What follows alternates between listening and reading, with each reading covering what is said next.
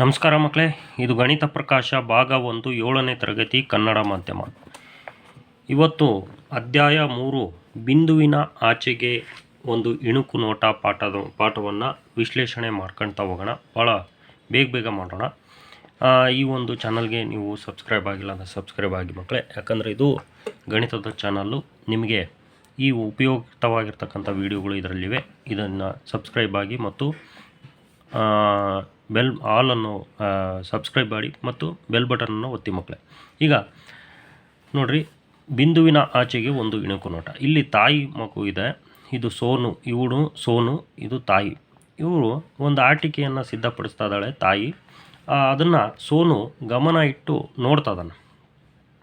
ಆವಾಗ ಆ ಎರಡೂ ತುಂಡುಗಳನ್ನು ಜೋಡಿಸಲಿಕ್ಕೆ ಆ ತಾಯಿಗೆ ಸಾಧ್ಯ ಆಗಲಿಲ್ಲ. ಯಾಕೆ ಅಂತ ಅವನು ಕೇಳಿದರೆ, ಆ ಸ್ಕ್ರೂನ ಗಾತ್ರ ಸೂಕ್ತವಾಗಿಲ್ಲ ಅಂತ ಹೇಳಿದ್ದು. ಆವಾಗ ಅವಳು ಪೆಟ್ಟಿಗೆಯಿಂದ ಬೇರೆ ಸ್ಕ್ರೂ ತರ್ತಾಳೆ, ಆಟಿಕೆಯನ್ನು ಸಿದ್ಧಪಡಿಸ್ತಾಳೆ. ಅಂದರೆ ಇವನು ನೋಡ್ತಾನೆ, ಸ್ಕ್ರೂಗಳು ಒಂದೇ ರೀತಿ ಕಾಣ್ತಾ ಇದ್ದಾವೆ, ಯಾಕೆ ಅಂತಂದೇಳಿ ನೋಡಿದಾಗ ಅವುಗಳ ಉದ್ದ ಹತ್ತಿರದಿಂದ ನೋಡಿದಾಗ ಅವುಗಳ ಉದ್ದ ಸ್ವಲ್ಪ ನೋಡ್ರಿ, ಚೇಂಜ್ ಇರೋದು ವ್ಯತ್ಯಾಸ ಎಷ್ಟು ಕಡಿಮೆ ವ್ಯತ್ಯಾಸ ಇದೆಯಲ್ಲ ಅಂತ. ಅಂದರೆ ಒಂದು ಸೆಂಟಿಮೀಟ್ರಿಗಿಂತ ಕಡಿಮೆ ವ್ಯತ್ಯಾಸಗಳು ಇರ್ತವೆ. ಅಂದರೆ 1/4 ಇಂಚು 3/4 ಇಂಚು ಈ ರೀತಿ ಇನ್ನೂ ಸಣ್ಣವು ಕೂಡ ಸ್ಕ್ರೂಗಳು ಬರ್ತವೆ. ಇದನ್ನು ನಾವು ಯಾವ ರೀತಿ ಅದನ್ನು ಉದ್ದವನ್ನು ಲೆಕ್ಕ ಹಾಕೋದು ನೋಡ್ರಿ. ಇದನ್ನು ಈ ಒಂದು ಅಳತೆ ಪಟ್ಟಿಯಲ್ಲಿ 2 ಸೆಂಟಿಮೀಟರ್ ಮತ್ತು 3 ಸೆಂಟಿಮೀಟರ್ಗಳ ನಡುವೆ ಅಂತ ಇಲ್ಲಿ ಇದರ ಉದ್ದ ಹೇಳಿದ್ವಿ. ಈಗ ಇಲ್ಲಿ 2.5 ಸೆಂಟಿಮೀಟ್ರಿಗಿಂತ ಜಾಸ್ತಿ, 3 ಸೆಂಟಿಮೀಟ್ರಿಗಿಂತ ಕಡಿಮೆ ಅಂತ ಇಲ್ಲೊಂದು ಸ್ವಲ್ಪ ಸ್ಪಷ್ಟವಾಗಿ ಹೇಳಿದ್ವಿ. ನೆಕ್ಸ್ಟ್ ಇಲ್ಲಿ ನೋಡಿರಿ, ಒಂದು ಮಾನವನ್ನು 10 ಭಾಗ ಮಾಡಿದ್ವಿ. ಆ 10 ಭಾಗದಲ್ಲಿ ನೋಡಿರಿ, ಇಲ್ಲಿಂದ ಇಲ್ಲಿಗೆ 2 ಮಾನಗಳಾದವು. ನಂತರ ಇಲ್ಲಿ ಮುಂದಕ್ಕೆ ಎಷ್ಟು ಗೆರೆಗಳು ಇದ್ದಾವೆ? 7 ಗೆರೆಗಳು. ಅಂದರೆ 2 10ನೇ 7 ಸೆಂಟಿಮೀಟ್ರು ಅಂತ. ಅದೇ ರೀತಿ ಇಲ್ಲಿ ನಾವು ಖಾಲಿ ಬಾಕ್ಸನ್ನು ತುಂಬೋಣ. ಇದು 3 ಸೆಂಟಿಮೀಟ್ರು ಮತ್ತು 4 ಸೆಂಟಿಮೀಟ್ರ್ಗಳ ನಡುವೆ. ನೆಕ್ಸ್ಟ್ ಇದು ಸ್ವಲ್ಪ ಸ್ಪಷ್ಟವಾಗಿ ಏನು, 3 ಸೆಂಟಿಮೀಟ್ರ್ಗಿಂತ ಹೆಚ್ಚು ಆದರೆ 3.5 ಸೆಂಟಿಮೀಟ್ರ್ಗಿಂತ ಕಡಿಮೆ ಅಂತ. ಈಗ ನೆಕ್ಸ್ಟ್ ಇನ್ನೂ ಸ್ಪಷ್ಟವಾಗಿ ಅಂದರೆ ನಾವು 10 ಭಾಗ ಮಾಡಿದ್ವಿ. ಒಂದೊಂದು 0ಇಂದ 1 ಮಾನ ಆದರೆ ಅದನ್ನು 10 ಭಾಗ, ಮತ್ತು 1ರಿಂದ 2ವರೆಗೆ ಮತ್ತು 10 ಭಾಗ, ಇವು ಒಂದೊಂದು ಮಾನ ಅಂತಾರೆ. ಈ 3 ಮಾನ ಆದಮೇಲೆ 2 ಗೆರೆ ಅಂದರೆ 10ನೇ 2, 3 10ನೇ 2 ಸೆಂಟಿಮೀಟ್ರ್. ಇಲ್ಲಿ ಒಂದು ಪ್ರಶ್ನೆ ಇದೆ, ಸ್ಕ್ರೂಗಳ ಉದ್ದವನ್ನು ನಿಖರವಾಗಿ ಅಳೆಯಲು ಯಾವ ಅಳತೆ ಪಟ್ಟಿ ನಿಮಗೆ ಸಹಾಯ ಮಾಡಿತು, ಏಕೆ ಅಂತ. ಈಗ ನಾವು ಸ್ಕ್ರೂನ ನಿಖರವಾಗಿ ಅಳಿಲಿಕ್ಕೆ ಸಹಾಯ ಮಾಡಿದ್ದು ಇದು ಯಾಕೆ? ಇಲ್ಲಿ ಮಿಲಿಮೀಟ್ರ್ ತೋರಿಸಿದ್ದೀವಿ. 1 ಸೆಂಟಿಮೀಟ್ರನ್ನ 10 ಭಾಗ ಮಾಡಿದರೆ ಅದು ಒಂದೊಂದು ಭಾಗನ ಮಿಲಿಮೀಟ್ರ್ ಅಂತ ಕರೀತಾರೆ. ಇಂಥ ಒಂದು ಮಿಲಿಮೀಟ್ರ್ ತೋರಿಸಿರ್ತಕ್ಕಂಥ ಪಟ್ಟಿ ನಮಗೆ ಸರಿಯಾದ ಒಂದು ಇದನ್ನು ನಾವು ಮಾಡಲಿಕ್ಕೆ ಸಹಾಯ ಆಯಿತು. ನೆಕ್ಸ್ಟು 2 10ನೇ 7 ಸೆಂಟಿಮೀಟ್ರ್, ಇದರ ಅರ್ಥವೇನು? 2 ಅಂದರೆ ಪೂರ್ತಿ 2 ಮಾನಗಳು, ಇಲ್ಲಿಂದ ಇಲ್ಲಿಗೆ 1 ಮಾನ, ಇಲ್ಲಿಂದ ಇಲ್ಲಿಗೆ 2 ಮಾನ.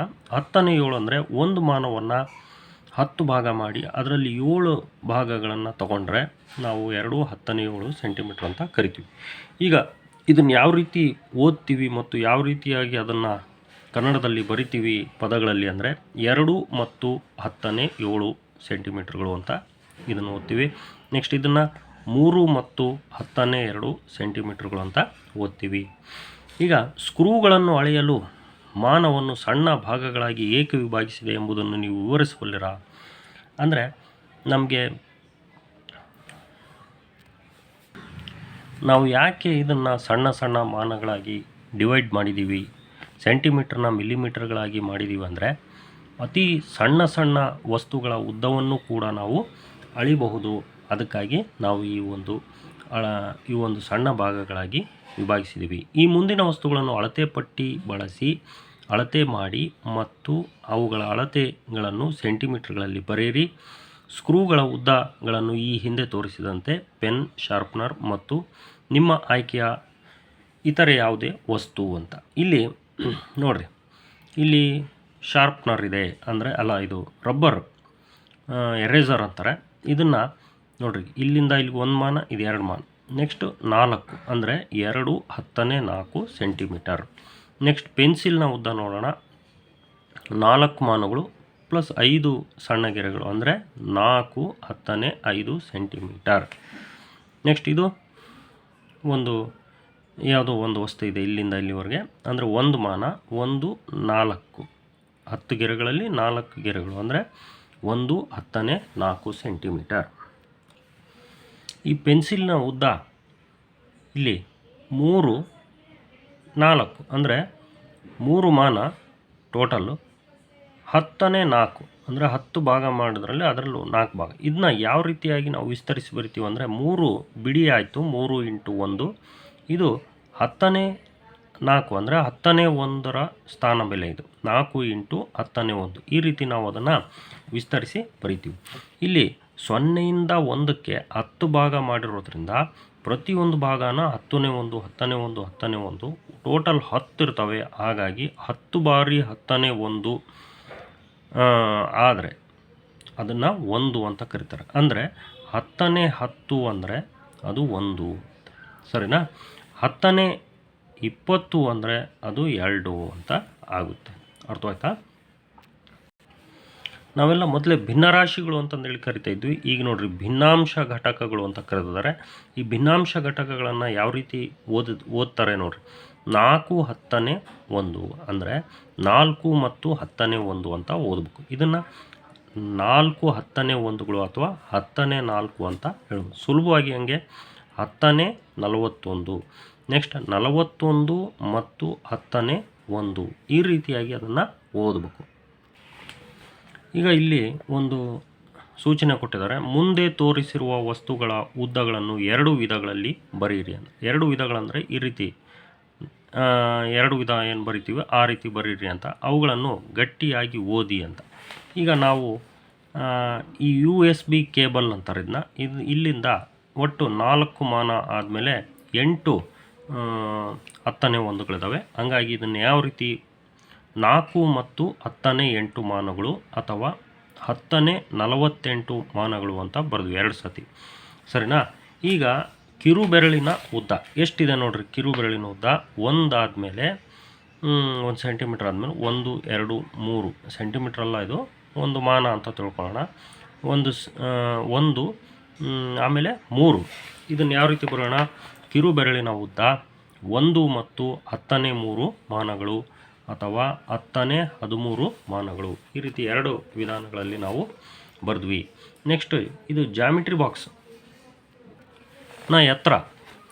ಜಾಮಿಟ್ರಿ ಬಾಕ್ಸ್ನ ಎತ್ತರ 1 2 3 ಹೋಗಿಲ್ಲ, ಇನ್ನು ಎಷ್ಟು ಬಾಕಿ? 8 10ನೇ 1ಗಳು. ಅಂದರೆ ಜಾಮಿತಿ ಪೆಟ್ಟಿಗೆ ಎತ್ತರ 2 ಮತ್ತು 10ನೇ 8 ಮಾನಗಳು ಅಥವಾ 10ನೇ 18 ಮಾನಗಳು ಅಂತ. ನೆಕ್ಸ್ಟ್ ಎಲೆಯ ಉದ್ದ. ಟೋಟಲ್ ಎಲೆಯ ಉದ್ದ ನೋಡ್ರಿ 10 ಮಾನಗಳಾದಮೇಲೆ 9 10ನೇ 1ಗಳು ಇದ್ದಾವೆ. ಹಂಗಾಗಿ ಎಲೆಯ ಉದ್ದ 10 ಮತ್ತು 10ನೇ 9 ಮಾನಗಳು. ಅಂದರೆ 10 ಅಂದರೆ 1ರಲ್ಲಿ 10, 10ರಲ್ಲಿ 100, 100 1 9, 109, 10ನೇ 109 ಮಾನಗಳು. ನೆಕ್ಸ್ಟ್ ಒಂದು ಪ್ರಶ್ನೆ ಇದೆ. ಈ ಉದ್ದಗಳನ್ನು ಏರಿಕೆಯ ಕ್ರಮದಲ್ಲಿ ಜೋಡಿಸಿ. ನೋಡ್ರಿ, ಇದು 10ನೇ 9 ಅಂತಕ್ಕಂಥದ್ದು ಕಡಿಮೆ. ಇದು ಒಂದು ಇಲ್ಲ ಇದು, ಹೌದಾ? ಇಲ್ಲಿ 1 ಇದೆ, ಇದಕ್ಕಿಂತ ಜಾಸ್ತಿ ಇದೆ. ಇಲ್ಲಿ ನೋಡ್ರಿ 13 ಇದೆ. ಇದು 13 ತೆಗೆದ್ರೆ ಈ ಕಡೆಗೆ 10 ಉಳಿತದೆ, ಹೌದಿಲ್ಲ?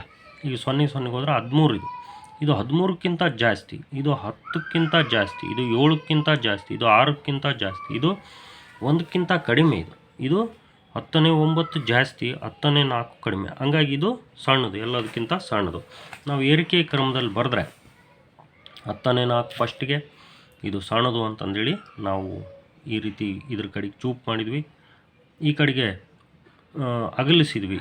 ಅಂದರೆ ಈ ಕಡೆಗೆ ಜಾಸ್ತಿ ಇದೆ ಅಂತ 10ನೇ 9, ಇದು ಸಣ್ಣದು ಇದಕ್ಕೆ 1 10ನೇ 7, ನೆಕ್ಸ್ಟ್ ದೊಡ್ಡದು 6 10ನೇ 7, ನೆಕ್ಸ್ಟ್ ದೊಡ್ಡದು 7 10ನೇ 6, ನೆಕ್ಸ್ಟ್ ದೊಡ್ಡದು 10 10ನೇ 5, ನೆಕ್ಸ್ಟ್ 10 10ನೇ 130, ನೆಕ್ಸ್ಟ್ 13 10ನೇ 1 ಇದು 13ಕ್ಕೆ ಸಮ ಆಗುತ್ತೆ. ನೆಕ್ಸ್ಟ್ ಮುಂದಿನ ಉದ್ದಗಳನ್ನು ಏರಿಕೆ ಕ್ರಮದಲ್ಲಿ ಜೋಡಿಸಿ. ಈಗ ಇದು 4 ಮಾನಗಳಿದ್ದಾವೆ. ಇಲ್ಲಿ 1 ಮಾನ ಇಲ್ಲ, ಇಲ್ಲಿ 1ಕ್ಕಿಂತ ಕಡಿಮೆ ಇದು. ಇಲ್ಲಿ ಇದು 4 ಮಾನಗಳಿದ್ದಾವೆ, ಜೊತೆಗೆ 10ನೇ 1 ಒಂದಿದೆ. ಅಂದರೆ ಇಲ್ಲಿ 4 ಮಾನ, ಇಲ್ಲಿ 4 ಮಾನ, ಇವೆರಡು ಸಮ ಆದವು. ಈಗ 41 ಮಾನಗಳು ಅಂದರೆ ಇದು ಎಲ್ಲದಕ್ಕಿಂತ ದೊಡ್ಡದು. ಹಂಗಾಗಿ ಎಲ್ಲದಕ್ಕಿಂತ ಚಿಕ್ಕದು ಇದು. ಇವೆರಡು ನಡುವೆ ಬರ್ತವೆ, ಇವು ಲಾಸ್ಟಿಗೆ ಬರ್ತದೆ. ಈಗ ಅದನ್ನೇ ನಾವಿಲ್ಲಿ ಬರಿತೀವಿ. 10ನೇ 4 ಸಣ್ಣದು ಎಲ್ಲದಕ್ಕಿಂತ, ಅದಕ್ಕಿಂತ ದೊಡ್ಡದು 4 10ನೇ 1. ಅದು ಯಾವುದಕ್ಕೆ ಸಮ ಇದೆ? 10ನೇ 41ಕ್ಕೆ ಇವೆರಡೂ ಸಮ. ನೆಕ್ಸ್ಟ್ ಇವು ಸಣ್ಣವು, 3 ಸಣ್ಣವು ಯಾವುದಕ್ಕೆ? 41 10ನೇ 1 ಅಂದರೆ ಎಲ್ಲದಕ್ಕಿಂತ ದೊಡ್ಡದು ಇದು. ಇದು ಏರಿಕೆಯ ಕ್ರಮದಲ್ಲಿ ಬರೆದ್ವಿ. ಈಗ ನೆಕ್ಸ್ಟ್ ಪ್ರಶ್ನೆ ಇದೆ. ಸೋನು ತನ್ನ ದೇಹದ ಕೆಲವು ಅಂಗಗಳನ್ನು ಅಳೆಯುತ್ತಿದ್ದಾನೆ. ಸೋನುವಿನ ಕೆಳ ತೋಳಿನ ಉದ್ದ 2 10ನೇ 7 ಮಾನಗಳು ಮತ್ತು ಮೇಲು ತೋಳಿನ ಉದ್ದ 3 10ನೇ 6 ಮಾನಗಳು. ಅವನ ತೋಳಿನ ಒಟ್ಟು ಉದ್ದ ಎಷ್ಟು? ಕೂಡಬೇಕು. ಇಲ್ಲಿ ಯಾವ ರೀತಿ ಕೂಡಿದಾರೆ ಅನ್ನೋದು ಇಲ್ಲಿ ವಿಧಾನ, ಒಂದನೇ ವಿಧಾನದಲ್ಲಿ 2 10ನೇ 7 ಮತ್ತು 3 10ನೇ 6 ಅದರಲ್ಲಿ ಭಿನ್ನಾಂಶ ಭಾಗವನ್ನು ಬೇರೆ ಬರ್ಕೊಂಡಿದ್ದಾರೆ, ಪೂರ್ಣಾಂಕ ಭಾಗವನ್ನು ಬೇರೆ ಬರ್ಕೊಂಡಿದ್ದಾರೆ. 2 3 5 ಕೂಡಿದ್ರು. ನೆಕ್ಸ್ಟ್ ಇಲ್ಲಿ 10 ಸೇಮ್ ಇರೋದ್ರಿಂದ ಅಂಶ ಮಾತ್ರ ಕೂಡ್ತೀವಿ. 7 6 13 ಆಗುತ್ತೆ, 10ನೇ 13. ನೆಕ್ಸ್ಟು 5 ಪ್ಲಸ್ ಇಲ್ಲಿ 10 10 ಮಾಡ್ಕೊಂಡ್ರು, 3 ಮಾತ್ರ ತೆಗೆದ್ರು. ಯಾಕೆ? ಇದು ಒಂದು ಪೂರ್ಣಾಂಕ ಆಗುತ್ತೆ, ಇದು ಒಂದು ಪೂರ್ಣಾಂಕ ಆದರೆ 5 1 6 ಆಗುತ್ತೆ. 10ನೇ 3 ಉಳಿತು, ಅಂದರೆ 6 10ನೇ 3. ಇದನ್ನು ಇನ್ನೊಂದು ರೀತಿ ಮಾಡಿದ್ರೆ ಅದು ಅದೇ ಅರ್ಥದಲ್ಲಿ 6 10ನೇ 3 ಬರುತ್ತೆ. ಈ ರೀತಿ ನಾವು ಕೂಡ್ತಾ ಹೋಗಬೇಕು ಮಕ್ಕಳೇ. ಇನ್ನೊಂದು ಲೆಕ್ಕ 27 10ನೇ 1ಗಳು ಅಂದರೆ 10ನೇ 27, 31 35 10ನೇ 1ಗಳು ಅಂದರೆ 10ನೇ 35. ಇವೆರಡು ಕೂಡಬೇಕು, ಛೇದ ಕೂಡಬಾರ್ದು, 10 ಹಂಗೆ ಇಡಬೇಕು, ಅಂಶ ಕೂಡಬೇಕು. 27 35 62 ಆಗುತ್ತೆ. 10ನೇ 62 ಅಥವಾ 62 10ನೇ 1ಗಳು ಅಂತಲೂ ನಾವು ಹೇಳ್ತೀವಿ. ಇದನ್ನು ನಾವು ಸಿಂಪ್ಲಿಫೈ ಮಾಡಿದರೆ 60ಕ್ಕೆ 6 ಪೂರ್ಣಾಂಕ ಬರುತ್ತೆ. ನೆಕ್ಸ್ಟ್ 10ನೇ 2 ಉಳಿತದೆ. ಹಾಗಾಗಿ 6 10ನೇ 2 ಅಂತ. ಈಗ ಒಂದು ಜೇನುನೊಣದ ದೇಹದ ಭಾಗಗಳ ಉದ್ದಗಳನ್ನು ನೀಡಲಾಗಿದೆ. ಅದರ ಒಟ್ಟು ಉದ್ದವನ್ನು ಕಂಡುಹಿಡಿಯಿರಿ. ನೋಡಿರಿ, ತಲೆಯ ಭಾಗ 2 10ನೇ 3 ಮಾನಗಳು ಕೊಟ್ಟಿದ್ದಾನೆ. ಎದೆಗೂಡಿನ ಭಾಗ ನಮಗೆ 5 10ನೇ 4 ಮಾನಗಳು ಕೊಟ್ಟಿದ್ದಾನೆ. ಹೊಟ್ಟೆಯ ಭಾಗ 7 10ನೇ 5 ಅಂತ ಕೊಟ್ಟಿದ್ದಾನೆ. ಅದನ್ನು ನಾವು ಕೂಡೋಣ. ಇದು ಬರ್ಕೊಂಡಿದ್ವಿ. ತಲೆಯ ಭಾಗ ಇಷ್ಟು, ಎದೆಯ ಭಾಗ ಇಷ್ಟು, ಹೊಟ್ಟೆಯ ಭಾಗ. ಇದನ್ನು ಕೂಡಿದರೆ, ಪ್ಲಸ್ ಹಾಕ್ಕೊಂಡು ಕೂಡಿದ್ರೆ, ಮೊದಲೇ ನಾವು ಪೂರ್ಣಾಂಕಗಳನ್ನು ಒಂದು ಕಡೆ ಬರ್ಕೊಂಡ್ವಿ, ಭಿನ್ನಾಂಶ ಭಾಗಗಳನ್ನು ಒಂದು ಕಡೆ ಬರ್ಕೊಂಡ್ವಿ. 5 7 12 12 2 14 ಆಯಿತು. ಇದು 10 ಹಂಗೆ ಬರೆದು 4 3 7 7 5 12 ಆಯಿತು. 12ರಲ್ಲಿ 10 ತೆಗೆದ್ರೆ ಅದು 1 ಆಗುತ್ತೆ. 10 10ನೇ 10 1 ಆಗುತ್ತೆ. 10ನೇ 2 ಉಳಿತದೆ. 14 1 15, 15 10ನೇ 2, 15 ಮತ್ತು 10ನೇ 2 ಉತ್ತರ ಆಗುತ್ತೆ. ಅಂದರೆ ಅದರ ಪೂರ್ತಿ ಜೇನುನೊಣದ ಪೂರ್ತಿ ಉದ್ದ 15 ಮಾನಗಳು, 10ನೇ 2 ಭಿನ್ನಾಂಶ ಭಾಗ. ಈಗ ಚಿತ್ರದಲ್ಲಿ ತೋರಿಸಿರುವಂತೆ ಶೈಲಜಾ ಅವರ ಕೈಯ ಉದ್ದ 12 10ನೇ 4 ಅಂತ ಮಾನಗಳು ಮತ್ತು ಅವರ ಅಂಗೈ 6 10ನೇ 7 ಮಾನಗಳಷ್ಟಿದೆ. ಅತಿ ಉದ್ದವಾದ ಬೆರಳಿನ ಉದ್ದ ಎಷ್ಟು? ಈಗ ಇಲ್ಲಿಂದ ಇಲ್ಲಿಗೆ 12 10ನೇ 4, ಇಲ್ಲಿಂದ ಇಲ್ಲಿಗೆ 6 10ನೇ 7. ಈಗ ಬೆರಳಿನ ಉದ್ದ ಅಂದರೆ ಇದರಲ್ಲಿ ಇದನ್ನು ಕಳಿಬೇಕು. ಈಗ ಮೈನಸ್ ಹಾಕ್ಕೊಂಡ್ರು. ಈಗ ಪೂರ್ಣಾಂಕಗಳನ್ನು ಮೊದಲೇ ಇಲ್ಲಿ ಕಳಿತಿದ್ದಾರೆ. 12ರಾಗೆ 6 ಹೋದರೆ 6. ಈಗ ಭಿನ್ನಾಂಶ ಭಾಗಗಳಲ್ಲಿ 10ನೇ 4ರಲ್ಲಿ 10ನೇ 7 ಕಳೆದ್ರೆ ಮೈನಸ್ ಬಂತು. ಯಾಕೆ? ಇಲ್ಲಿ ಸಣ್ಣದ್ರಲ್ಲಿ ದೊಡ್ಡದು ಕಳಿಬೇಕಾದ್ರೆ ಮೈನಸ್ ಬರ್ತದೆ. 10ನೇ 3 ದೊಡ್ಡದ್ರಲ್ಲಿ ಸಣ್ಣದು ಕಳೆದು ಮೈನಸ್ ಇಡ್ತಾರೆ, ಅಷ್ಟೇ ವ್ಯತ್ಯಾಸ, ಇನ್ನೇನಿಲ್ಲ. ಕಳೀತಾರೆ, ಒಟ್ಟು ದೊಡ್ಡದ್ರಲ್ಲಿ ಸಣ್ಣದು ಕಳೀತಾರೆ. ದೊಡ್ಡದ್ರ ಚಿಹ್ನೆ ಮೈನಸ್ ಬಂದಿರೋದ್ರಿಂದ ಉತ್ತರಕ್ಕೂ ಮೈನಸ್ ಬರ್ತದೆ. ಈಗ ಮೈನಸ್ 10ನೇ 3 ಬಂತಲ್ಲ, ಇದನ್ನು ಕಳಿಬೇಕಲ್ಲ. ಈಗ ಇದರಲ್ಲಿ 6ರಲ್ಲಿ ಹೆಂಗೆ ಕಳಿಯೋದು? 6ರಲ್ಲಿ 1 ತಕ್ಕೊಂತಾರೆ, 5 ಮಾಡ್ತಾರೆ. ಇದನ್ನ 1 ತಕ್ಕೊಂಡು ಇದನ್ನು 10ನೇ 10 ಮಾಡ್ಕೊಂಡ್ರು. 10ನೇ 10ರಲ್ಲಿ 10ನೇ 3 ಹೋದರೆ ಇನ್ನು 10ನೇ 7 ಉಳಿತು. ಇದು 5 10ನೇ 7. ಇನ್ನೊಂದು ವಿಧಾನ ಏನಪ್ಪ ಅಂದರೆ ನೋಡಿರಿ, 12 10ನೇ 4ನ್ನು 11 10 14 ಮಾಡ್ಕೊಂಡ್ರು. ಅಂದರೆ 1 ತೆಗೆದ್ರು ಇಲ್ಲಿ 10 ಸೇರ್ಕೊಂಡ್ತು. ಅಂದರೆ ಇದು ಒಂಥರ ಇದು ದಶಕ ತಾಂಡಂಗೆ. ಇಲ್ಲಿಂದ ಒಂದು ದಶಕ ತಾಂಡ್ರೆ 10 ಅಲ್ವ. ದಶಕ ಅಂದರೆ ಎಷ್ಟು ಅಂತ ಹೇಳ್ತಿದ್ರು ಮೊದಲೇ. ದಶಕ ಅಂದರೆ 10 10 4 14 ಆಯಿತು. 14ರಾಗ 7 ಹೋದರೆ 7, 5 10ನೇ 7. ಅಂದರೆ 11ರಾಗ 6 ಹೋದರೆ 5 ಅಲ್ವಾ. ಈ ರೀತಿ ಅವ್ರು ಮಾಡ್ತಾರೆ. ಇಲ್ಲೊಂದು ಪ್ರಶ್ನೆ, ಎರಡೂ ಉದ್ದಗಳನ್ನು 10ನೇ 1 ಭಾಗಕ್ಕೆ ಪರಿವರ್ತಿಸುವ ಮೂಲಕ ವ್ಯತ್ಯಾಸವನ್ನು ಲೆಕ್ಕ ಹಾಕಲು ಪ್ರಯತ್ನಿಸಿ. ಈಗ ಎರಡೂ ಉದ್ದಗಳನ್ನು 12 10ನೇ 4ನ್ನು ನಾವು 10ನೇ 1 ಭಾಗಕ್ಕೆ ಪರಿವರ್ತಿಸೋಣ. 12 ಅಂದರೆ 12 ಹತ್ತಲೇ 120, 120 1 4 124, 10ನೇ 124. ಇಲ್ಲಿ 6 ಹತ್ತಲೇ 60, 60 7 67, 10ನೇ 67. ಇದನ್ನು ನಾವು ಕಳೆಯೋಣ. 10ನೇ 124ರಲ್ಲಿ 10ನೇ 67 ಹೋದರೆ 10ನೇ 57. ಅದನ್ನು ನಾವು 50ನ್ನು ನಾವು ಪೂರ್ಣಾಂಕ ಮಾಡ್ಕೊಂಡ್ರೆ 5 ಆಗುತ್ತೆ.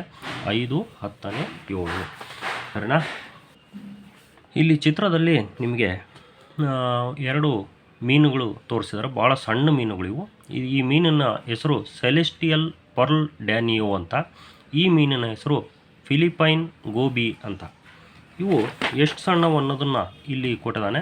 ಒಂದು ಸೆಲೆಸ್ಟಿಯಲ್ ಪರ್ಲ್ ಡ್ಯಾನಿಯೋ ಉದ್ದ 2 10ನೇ 4 ಸೆಂಟಿಮೀಟರ್ ಮತ್ತು ಫಿಲಿಪೈನ್ ಗೋಬಿಯ ಉದ್ದ 10ನೇ 9 ಸೆಂಟಿಮೀಟರ್. ಅವುಗಳ ಉದ್ದಗಳಲ್ಲಿನ ವ್ಯತ್ಯಾಸವೇನು? ಈಗ ನಾವು ಈ ಒಂದು ಅಳತೆ ನೋಡಿದರೆ ಇದು 2 ಮಾನಗಳಿಗಿಂತ ಜಾಸ್ತಿ ಇದೆ, ಇದು 1 ಮಾನಕ್ಕಿಂತ ಕಡಿಮೆ ಇದೆ. ಅಂದರೆ ಫಿಲಿಪೈನ್ ಗೋಬಿ ಅಂತಕ್ಕಂಥ ಮೀನು ಬಹಳ ಸಣ್ಣದು. ಇದರ ವ್ಯತ್ಯಾಸವನ್ನು ನಾವು ಕಂಡುಹಿಡಿಯಕ್ಕೆ ಹೋದರೆ 2 10ನೇ 4 ಮೈನಸ್ 10ನೇ 9, ಇದು ನಾವು 1 + 1 ಅಂತ ತಾಂಡ್ವಿ. ಯಾಕಂದರೆ ಇಲ್ಲಿ 4ರಲ್ಲಿ 9 ಕಳೆಯೋಕ್ಕೆ ಬರೋಲ್ಲ. ಹಂಗಾಗಿ ನಾವು ಒಂದು ದಶಕ ತಗೋಬೇಕಾಗುತ್ತೆ. ದಶಕನ 1 ಅಂದರೆ 10ನೇ 10 ಆಯಿತು. ಅಂದರೆ 10ನೇ 1ಗಳು 10 ಸೇರಿ ನಾವು 1 ಆಗುತ್ತಲ್ಲ, ಅದಕ್ಕೆ ನಾವು 10ನೇ 10 ಅಂತ ಹಾಕೊಂತೀವಿ. 10 4 14 ಆಗುತ್ತೆ. 14ರಲ್ಲಿ 9 ಹೋದರೆ ಇನ್ನು 5 10ನೇ 5, 1 10ನೇ 5 ಅಂತ. ಇಲ್ಲೂ ಅಷ್ಟೇ 2 10ನೇ 4 ಮೈನಸ್ 10ನೇ 9. ಇಲ್ಲಿ 10 20 24, 24ರಾಗ 9 ಹೋದರೆ 15. ಅಲ್ಲಿ 10ನ್ನು 1 ಪೂರ್ಣಾಂಕ ಮಾಡ್ಕೊಂಡ್ರೆ 1 10ನೇ 5. ಇವು ವಿಧಾನಗಳು ಸೇಮ್ ಉತ್ತರ ಬರುತ್ತೆ, ಬೇರೆ ಬೇರೆ ವಿಧಾನಗಳಲ್ಲಿ ಮಾಡ್ತಕ್ಕಂಥದ್ದು. ಇದು ಅಷ್ಟೇ 4ರಾಗ 9 ಹೋಗಲ್ಲ, ಅದಕ್ಕೆ ದಶಕ ತಾಣ್ತೀವಿ. ದಶಕ ಅಂದರೆ 10 14 ಆಯಿತು. ಇಲ್ಲಿ 1 ಉಳಿತೈತೆ, 1 ದಶಕ ಕೊಟ್ಟರೆ. ಹಾಗೆ 14ರಾಗ 9 ಹೋದರೆ 5, ಇಲ್ಲಿ 1 ಉಳಿತು, 1 10ನೇ 5 ಅಂತ. ಈಗ ಬೆರಳಿಗೆ ನಾವು ಇಲ್ಲೊಂದು ಪ್ರಶ್ನೆ ಇದೆ. ನಿಮ್ಮ ಬೆರಳಿಗೆ ಹೋಲಿಸಿದರೆ ಈ ಮೀನುಗಳು ಎಷ್ಟು ದೊಡ್ಡವು ಅಂತ. ನಮ್ಮ ಬೆರಳಿಗೆ ಇದನ್ನು ಹೋಲಿಸಿದರೆ ಸೆಲೆಸ್ಟಿಯಲ್ ಪರ್ಲ್ ಡ್ಯಾನಿಯೋ ಬೆರಳಿಗೆ ಸ್ವಲ್ಪ ಕಡಿಮೆ ಐತೆ. ಯಾಕಂದರೆ 2 ಮಾನ 10 10ನೇ 4 ಐತೆ. ಫಿಲಿಪೈನ್ ಗೋಬಿಗಿಂತ ಬೆರಳು 3 ಪಟ್ಟು ಜಾಸ್ತಿ ಐತೆ. ಅಂದರೆ ಈ ಒಂದು ಸಣ್ಣ 1 ಮಾನಕ್ಕಿಂತ ಕಡಿಮೆ ಐತೆ. ಇದರ 3 ಪಟ್ಟು ಇದೈತೆ, ಅಥವಾ 2.5 ಪಟ್ಟು ಇದೈತೆ.